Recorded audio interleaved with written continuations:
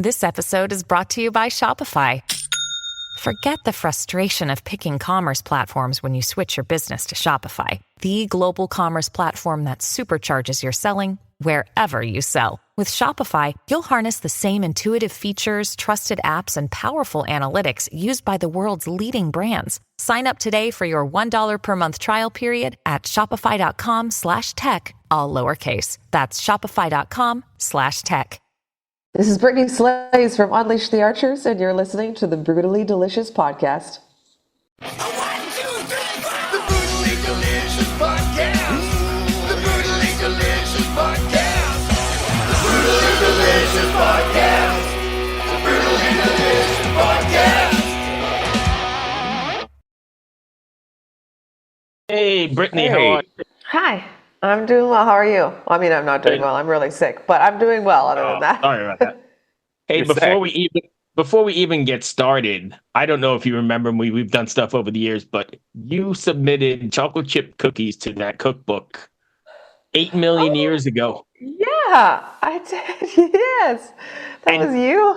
Yeah, that was me. And my wife still makes, I was just telling Dark, my wife still makes those every holiday because it makes like this inordinate amount of whatever you guys put in there, but they're also like her favorites.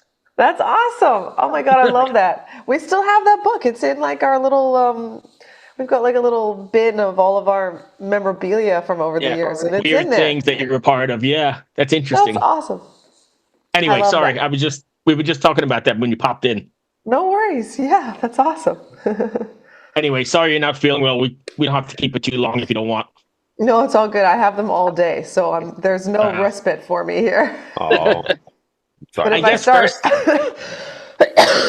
I start coughing, I apologize. I guess let's first start off with congrats on 70K. That's kind of neat to see. Thank you. Yeah, we're really excited about that. 70K is such a good time. Yeah. Between the two of us, I think we've been to pretty much all of them or close to them. Yeah. Really? Nice. That's rad. Yeah, we played there in 2019. Yep. So, that was how I discovered you.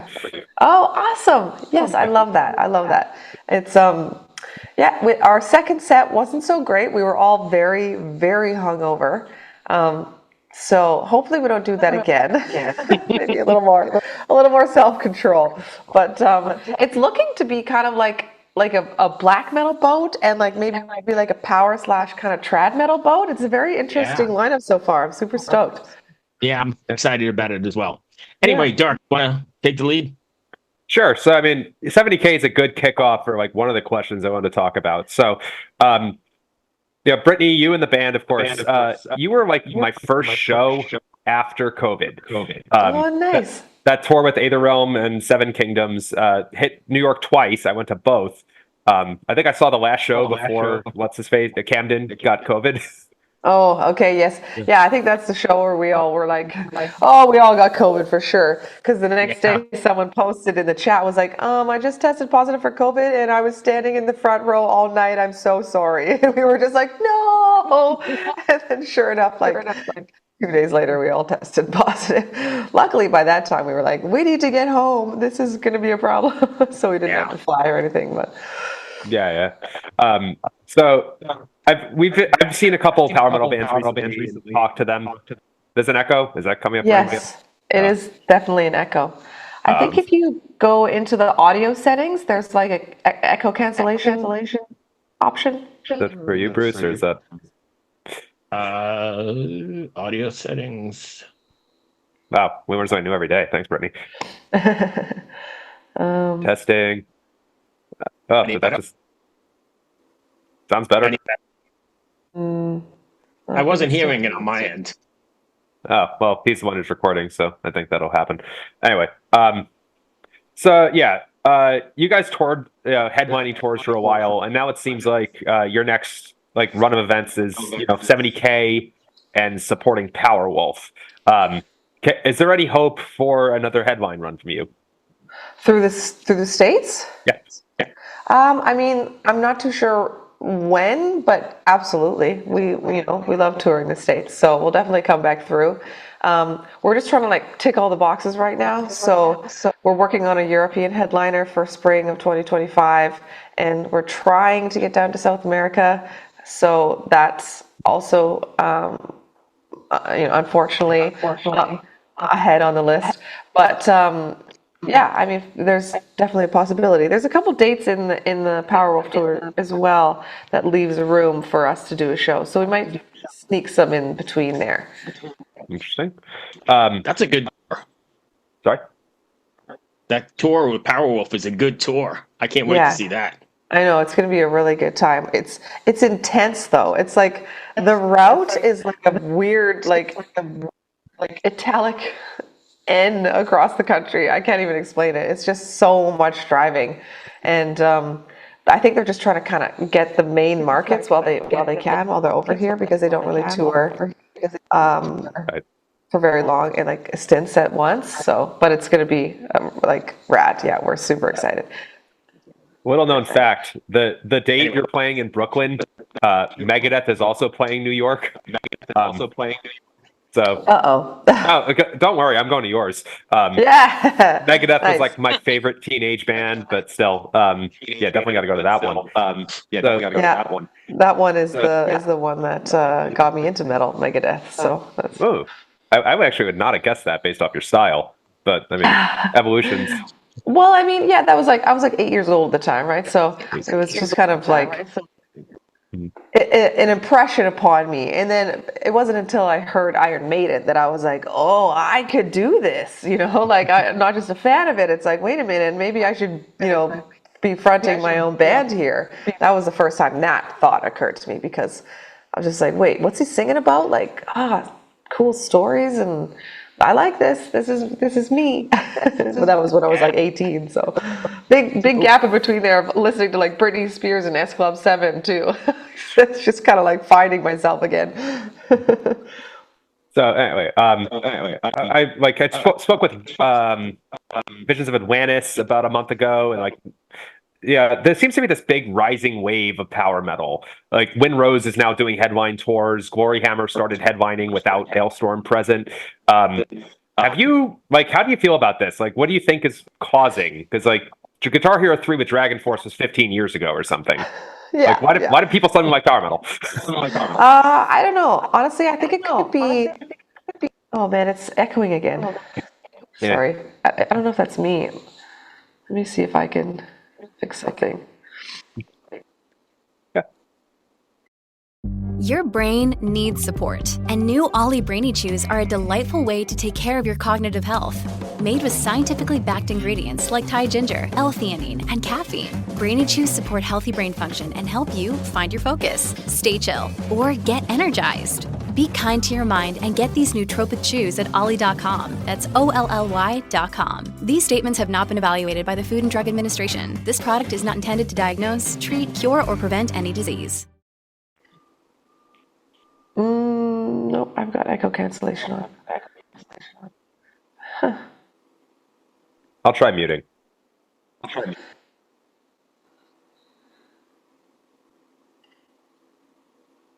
Okay. Well, what were we just talking about? So, like rising tide of power metal. Oh yes, of power metal. Honestly, I feel like it might be because of like popular television shows like Game of Thrones and that kind of thing, like making fantasy popular and making escapism more popular. You know how it's like reality shows were kind of like the thing for a really long time there, and so maybe that was like this transition to like these epic like Netflix movies and shows and stuff like that aren't anything about real life, and it's kind of making like nerd culture cool. And I think that power metal is kind of this like on the top step of nerd culture probably for heavy metal. So I feel like maybe that might have something to do with it. It's just it's okay to like power metal again, but also after the pandemic, people were just hungry for music, I think, and so I know I personally was constantly looking for new bands, like constantly, and like I would just let the Spotify algorithm play, and just constantly show me. I'd play one song, and then I'd be like, okay, what do you got for me based on that one song that I chose? And I found so many different artists. So maybe it's that it's kind of gotten to the point where Spotify is just recommending more different types of music to people, and they're kind of just letting it happen because there was such a drought for a while there, So yeah, it may be. But honestly, I'm just kind of like, sure, cool, like let's go. It's cool right now, and then maybe 10 years from now it's not going to be cool. So we're just going to have a good time while we can. And we started playing power metal when it wasn't cool, so it's not like we're kind of like trying to jump on a bandwagon or anything like that. It's just, this is what we do. So if people like it, then that's a plus. So here we are on the eve of, sorry, Dark. Here we are on the eve of Phantoma. It's tomorrow, right? How excited are you? Oh man, I just honestly, I just need it to be over. It's been 3 months of promo, and I'm like, I'm ready for this record to be out now. I want to go on tour. I want to like hit the road. I want to do all the, the fun stuff. Like, it's funny because we had this album has been done for almost a year now. Like, we've had it in our hands for almost a year, and it's just kind of like, I am totally done with this album. We're already moving on to the next one. I'm like super excited about what's coming next, and yeah, it's really funny. I'm just like, yeah, okay, sure. I'm honestly more excited about the Ayreon Live Beneath the Waves album coming out next week. I'm like, I can't wait to hear that because I haven't heard it yet. And so I'm just like, this is going to be rad. Like Phantoma, yeah, whatever. Wow, that's funny. That's not the answer I was expecting. Right? Yeah, I thought you were going to be like overflowing with like, we're so excited about this. I mean, no, I am, but I don't know. I'm like, yeah, it's basically out already. Like before your birthday, you like start saying you're this many years old, like 3-4 months before you actually turn that many years old. So when it happens, you're just like, oh wait, what? I'm not already. That's exactly like that. Interesting. Well, so I guess a little bit about that. I did get to review it the other day. I think it's tremendous. Thank you. So could you just talk about a bit of like, there is a story going through it, right? Is it the same storyline as the last two? No, it's new. It's a different one. I spent 7 years on the Immortal Saga. I was kind of done with it. I'm not done with it. I am still working on the graphic novels slowly, but I just wanted to tell a new story, and I wanted it to be like a standalone kind of one-off story. So, and I had Phantoma, kind of bumming around in my head for a long time. It was like, I don't even remember. Before actually Abyss came out, it was an idea that I had. So in 2021, when early like January 2021, when the pandemic still was not ending and our tours had once again been pushed, we were just like, heck yeah, let's write Phantoma. Well, I sent it to the boys. I was like, this is the kind of one that I've been thinking about for a while. Like, let's do this one. And I had a couple others that I sent in there, and they all agreed that Phantoma was the one. So it was really just a paragraph that I sent to them. I was like, okay, so Phantoma is sentient AI. She's trapped in a computer in like a warehouse, like the future of the Amazon warehouse, kind of. The planet is destroyed. Humanity sucks. They all live in these beautiful biomes. The rest of the planet is like, the air is unbreathable, and it's just a gray-brown mess. And Phantoma falls in love with humankind because she thinks that they're awesome, and creates her own humanity out of what she sees on the Netiverse, which is also the future of the internet. And that's where humankind lives, basically, because they're all trapped in their biomes. They can't travel anymore. You're not going to take a weekend jaunt to Mexico. So it's all on the Netiverse, and that's all that Phantoma sees, and that's what she falls in love with. And she just kind of models her humanity after this ideal. And then she gets out there and realizes that it doesn't actually exist, and that, in fact, she is more human than the humans that she meets. And the boys are just kind of like, yep, that sounds like it could be a record. And then from there, I went to expanding it to 10 songs, which is And, it wasn't too bad because there's a lot in there. In fact, it was kind of like, oh my God, how do I tell this story, in 10 songs? Like, what do I do here? But that's when the track by track overview comes, because it not only helps me to kind of flesh out the story, but then I send that to the boys and I say, okay, chapter 1, track 1, here's what's happening in the story. Here's how I want the song to sound and feel. Here's what I want the listener to think when they're hearing it. Here's a couple tracks as inspiration, or just like names of songs or even books or movies. And then I'll be like, and this one should be like fast, heavy, and angry. That's kind of like what I send to the boys. And then, that's where the whole writing process begins. But it's just a standalone story. Phantoma's ups and downs in her pursuit for humanity. Do you actually flesh out a story first before you do the lyrics? Or you? Yeah. Oh, yeah. Lyrics are like the very end. I always make sure that the story is pretty much whole before we even hit the studio. Sometimes it changes depending on the tracks that they send me. It's just kind of, eventually it gets to like crunch time, and it's kind of like, okay, well, this is the only spare riff we have, and let's use it for this song, and I'll figure it out. That kind of thing sometimes happens. So, but for the most part, it's like chapter by chapter, it's already there, and the boys just use that as inspiration to write the riffs, because it's really important to me that the music reflects what's happening in the story, and that you can feel it, you can hear the, kind of roller coaster ride of emotion just as much as you can, read it in the lyrics. So everything's already way fleshed out before we even like start writing. Yeah. Yes. Can I interject as a nerd for 5 seconds? Well, so the song on the album, I hope I get the title right. Give It Up or Give It All, was it? Yep. Oh, Yep. yes. Okay, so when I heard that the other day, I thought it was possibly the best song on the album. Like, I loved it, and I remember thinking, like, this sounds like it should be placed at the end of a movie as like things are resolving or something. What was your inspiration for that one, like story-wise? Yeah, honestly, it was really funny because I didn't have any like notes for that really. I was just like, give it up or give it all. I knew that was the name of the song like from the very beginning.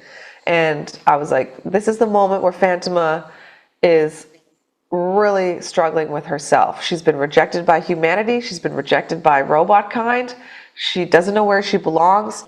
She's like, this whole world that I thought existed out here totally sucks.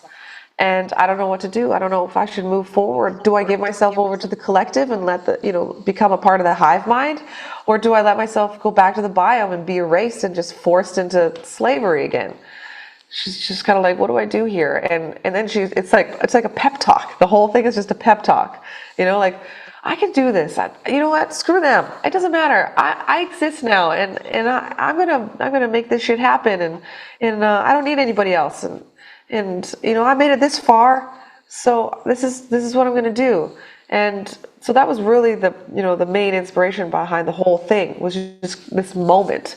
And Andy was really inspired by like Jim Steinman and like Disney movies for sure, huge on this one. And I think we must have listened to the Michael Bolton version of I Can Go the Distance like 50,000 times, And then he has a couple other influences that he mentioned, but I can't remember what they are right now, where I was kind of like, oh, okay, yeah, no, I hear that. But I'll have to like get a list from him or something at some point here. And we just wanted this kind of epic moment and this build, and very Jim Steinman. I think that's kind of like the main undercurrent of the whole song. A lot of Meatloaf and Celine Dion echoing in our brains, So it's just, and then when I went into the studio, I just felt so emotionally attached to it that I think I performed it really well too. And it was funny because after we recorded that, Andy was like, well, where the hell has that been? He's like, now we have to go back and re-record all the songs you already did. And I was like, what? We don't have time for that. So it's pretty funny. It's funny. That's awesome. Definitely got the whole like movie soundtrack thing out of that. Yeah. this feels kind of pandering because you're Canadian, but the other song I can think of that makes me feel that way is "Heaven" by Bryan Adams. Oh, So, nice. Yeah, Bryan Adams, he's got some good ones for sure. Anthemic, anthemic jams. Yeah. So I was talking with Bruce earlier, before he got on, is a lot of bands will plug their Instagrams and their Facebook pages, maybe TikTok. I primarily know Unleash the Archers is a Discord band. Is that your main outlet? And if so, why? Well, it kind of happened over the pandemic. It was really funny because we were on tour with Dragon Force and they were Twitch streaming the whole time.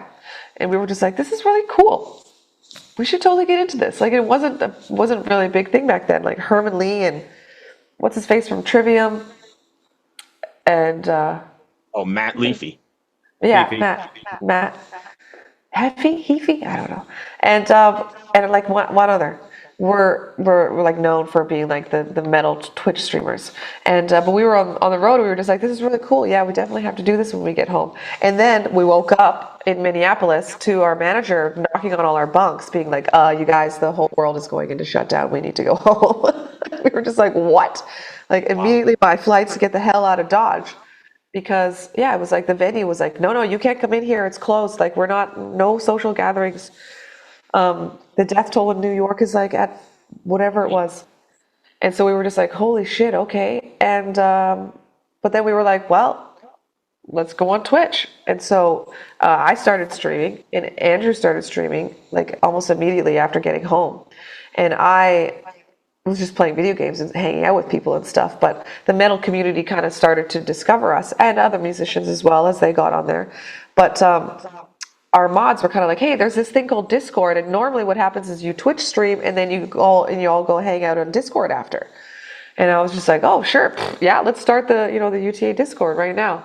And we were definitely one of the first bands to do it, and it was just like this awesome place to hang out where everyone was really positive, and it was more interactive than Facebook or Instagram or things like that, because it was just like a constant streaming chat as opposed to where you post something and then comments kind of show up over time.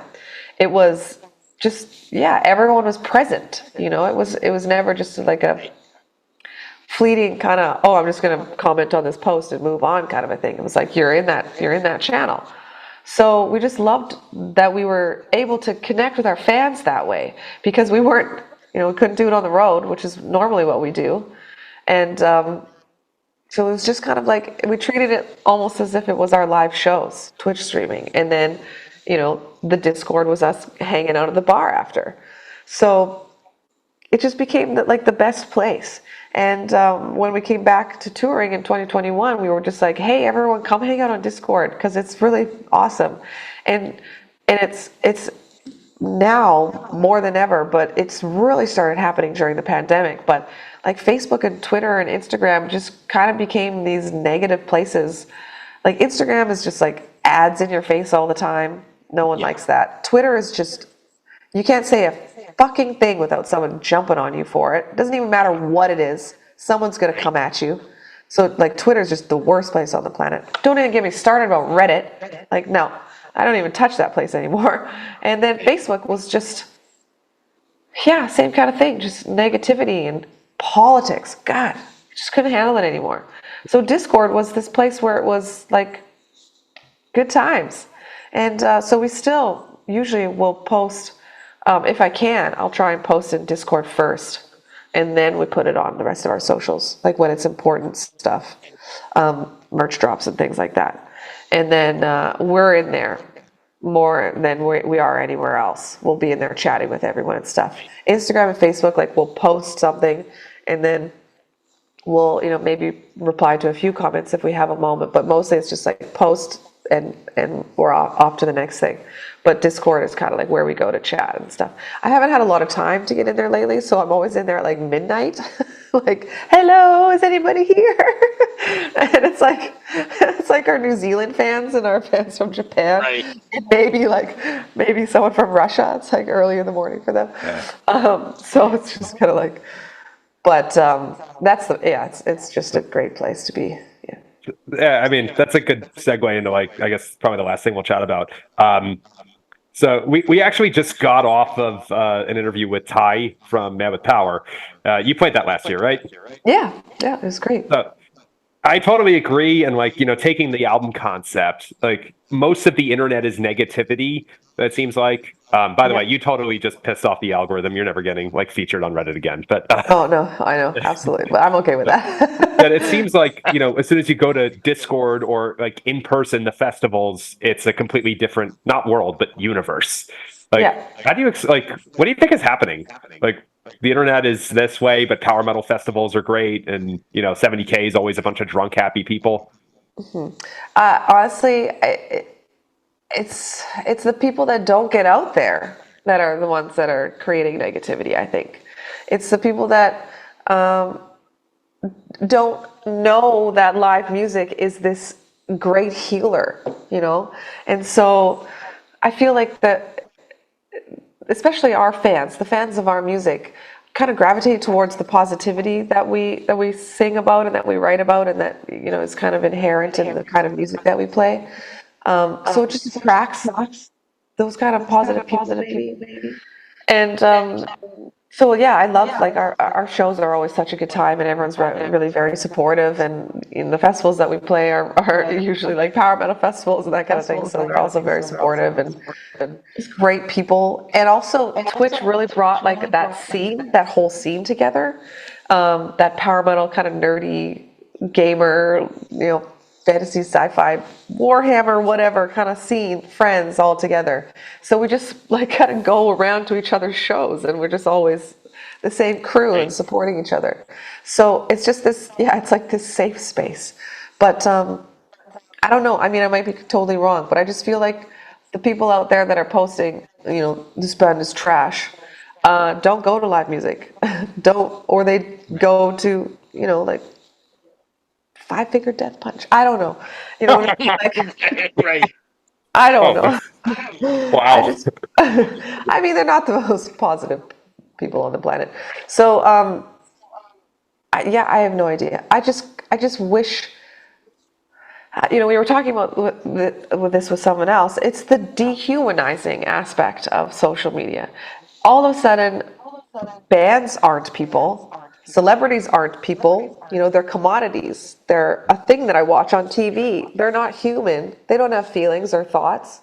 And bands are just these corporate entities being pushed by labels that have, whatever, hundreds of thousands of dollars that, and all, they just tour and drink and party and stuff. They're not people. And so, and then it's the same thing, someone that decides to just post this one-off extremely negative comment isn't being a human in that moment. They're just being I want to get the likes, I want to get the upvotes, I want to get the whatever, the attention. I want them to reply to me and say, it doesn't matter who it is, but it's like, if I can get that band to reply to me, could you imagine how cool that would be? It doesn't matter that I'm calling them, pieces of shit that should never play music again, right? They don't care. They just want the attention. They want the likes. So it's just the whole thing is very dehumanizing. And I just wish that people would stop for a second and be like, if I had just put out an album that I spent 3 years on, all my blood, sweat, and tears, would I want someone to post on there that everything that I just listened to was trash? Or you know what I mean? Like, would I really I wouldn't want someone to say that about my work, so maybe I'm not going to say that. But no one does that. It's just, you know what I mean? What a shitty music video. It's just like, go away. Get off the internet. Go find a hobby. Right. Brittany, just that's going to bring us right up against our time here. I don't mean to cut you off. Oh, it's okay. I don't have another interview until 10, so the Zoom meeting says we got 8 minutes if you want to keep going. We've got another one right up back behind you. Sorry. Oh, nice. Okay, perfect. Yeah, you guys it's are the actually, ones that are busy. I love it. Yeah. It's actually your label mates, Elvin? Elvalon. Avalon. ELV. Avalon? I saw the music video. I saw their music video. It's really good. Yeah. Nice. Okay, awesome. We're gonna chat with them. Thank you. It's so nice. It's so nice seeing you again. I appreciate everything. Thanks Keep for up the having good me. work. I'm glad things are firing on all cylinders for you. It's wonderful. Thank you so much. I appreciate it. Catch you in New York. Yeah, we'll see you there. Oh, Right on. Thank you. Awesome. Brittany, Thanks, thank guys. you so much. Good luck with the record. We'll talk to you soon. Feel better. Be Bye. well. Thank you. Cheers. Oh, yeah. Feel Bye. better, right? Yeah. Cheers. Thanks. The number you have reached is 100.7 WMMS. It wasn't just a radio station, it was a lifestyle. Cleveland is a rock and roll city for sure. Get down! The Wrath of the Buzzard. WMMS. Cleveland. The rise and fall of one of the most iconic radio stations in America. Profiles, The Wrath of the Buzzard, PROH Files. Subscribe now wherever you get podcasts.